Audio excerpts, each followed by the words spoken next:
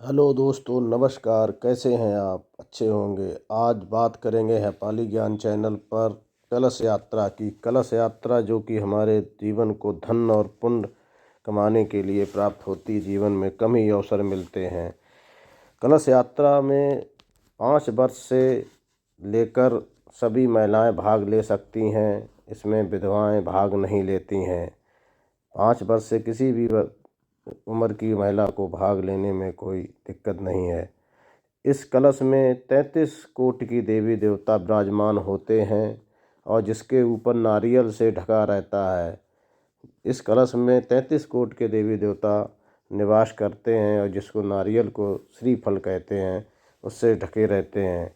कलश के ऊपर और नारियल से ढक के रखा जाता है माता पार्वती ने।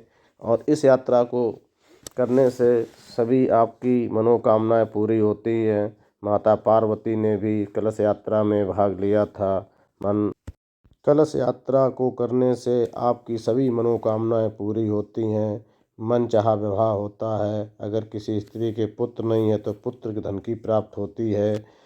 इसके कलश यात्रा के कुछ नियम भी होते हैं। जिसने भी कलश यात्रा में भाग लिया है तो कम से कम वो 7 दिन एक आसन पे बैठ के अपनी कथा को पूर्ण श्रवण करे। नियम तो बहुत हैं, लेकिन कुछ इस तरीके के नियम को तो उसे पालन ही करने चाहिए। रोज़ अपने एक आसन पर बैठकर भागवत का श्रवण करें और 7 दिन तक प्रातःकाल व्यास गद्दी की परिक्रमा करें। कम से कम 7 परिक्रमा करें।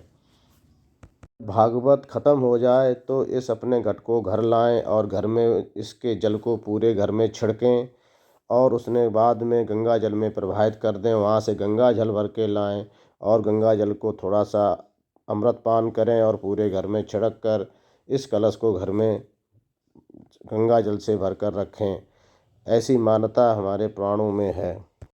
व्यास गद्दी की परिक्रमा कम से कम 7 लगाएं। इसको फल से, मिठाई से या लौंग से, इलायची से, कम्पट से, संत किसी भी चीज़ से, फल से लगा सकते हैं। ये आप अपने हिसाब से सेट करें कि किससे हमको परिक्रमा पूरी करनी है। कलश यात्रा करने से मन चाहा विवाह होता है। किसी भी भाग लेता है तो उसके मन चाहा विवाह होता है। विवाहित स्त्रियां इसका विवाह करने उनका सुखमय जीवन रहता है। विवाहित जीवन सुखमय रहता है। कलश में गंगा, यमुना, गोदावरी, सरस्वती, मंदाकिनी, नर्मदा, ताप्ती, विश्वामित्रा, सरयू आदि नदियों का आह्वान करके जल कलश यात्रा में होता है, कलश में होता है। स्त्री को ओम का जाप नहीं करना चाहिए, क्योंकि ओम की धुन नाभि से आती है और नाभि के ऊपर माताओं का गर्भ होता है, इसलिए ओम धुन दूषित हो जाती है। इसलिए कभी भी अकेले स्त्री को ओम का जाप नहीं करना चाहिए। यदि आपके पति आपके साथ पूजन किसी यज्ञ में बैठे हैं तो ओम का जाप कर सकती हैं।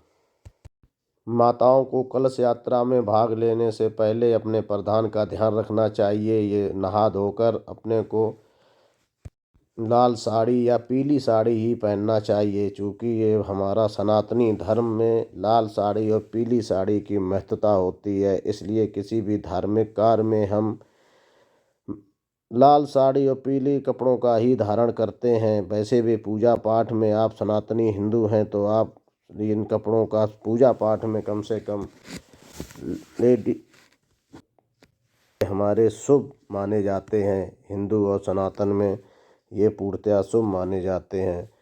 साथियों, वीडियो को लाइक और चैनल को सब्सक्राइब जरूर कर लें। आपने अगर सब्सक्राइब कर लिया है तो बहुत बहुत धन्यवाद।